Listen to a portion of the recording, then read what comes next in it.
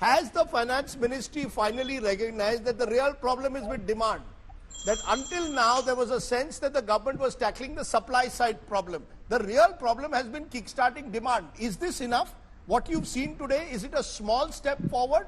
Will it actually kickstart demand in this festive season, offering people the option of cash vouchers instead of LTC, for example? And will that include the private sector as well? So, Rajdeep, the very fact that the government has finally, after 2 years of persuasion, has finally acted on consumption is an admission that there was a problem in consumption and not necessarily the supply side, which the government was largely tackling until now.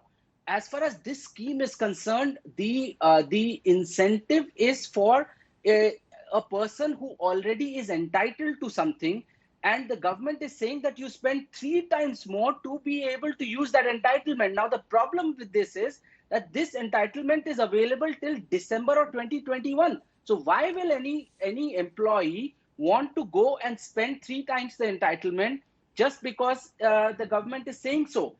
It's only so those people who will spend this money. Just to clarify to our viewers, if I have 40,000 is my existing LTC, yes, I have to spend 1,20,000. Am I correct? 1,20,000, 40,000 will save you 12,000 rupees of tax. For that, you have to spend 10 times. 1,20,000 to save 12,000 rupees of tax, when you can still claim this until December of 2021. That block of year is by calendar years. It's not by fiscal. So it goes from 2018 calendar, Jan to December, to 2021 calendar, Jan to December. So that facility for you to avail still exists way beyond the 31st March deadline the government is telling you to spend, so that you can avail this, and asking you to spend 3 times the money to be able to use this, when you are entitled to use that until December of 2021. So you're saying that people will end up deferring in any buying. That's the worry that you have, right? That instead of buying now, they would defer it to next year. What I'm saying is that nobody is going to spend 3 times the money just because the government wants it to spend by 31st of March, when he can spend that money by 31st of December 2021.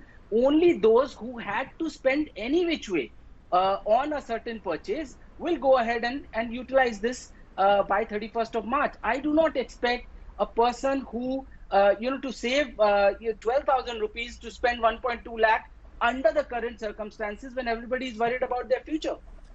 Gaurav Ballabh, respond in a way, because look, it's not let's be clear, it's not an easy solution.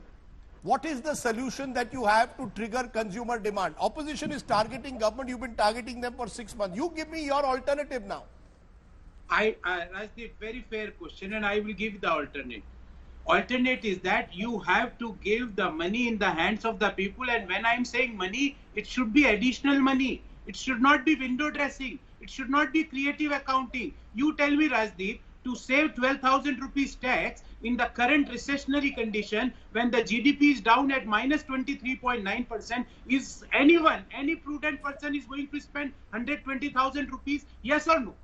I am asking your viewers this question. Second point, the gentleman from BJP was telling that the economic activities had started. I just want to tell him that in the month of May, June, World Bank had predicted the contraction for the entire year as minus 3.2%. And recently they had revised it to minus 9.6%. And the same is the case with the State Bank of India, Nomura, Goldman, India Rating, Fitch, you name any rating agency, they had revised it. It means 20 lakh crore package was not able to turn economy as expected out of that. Government has to admit that. And that is what we were telling from day one, that you please transfer money in the hands of the people.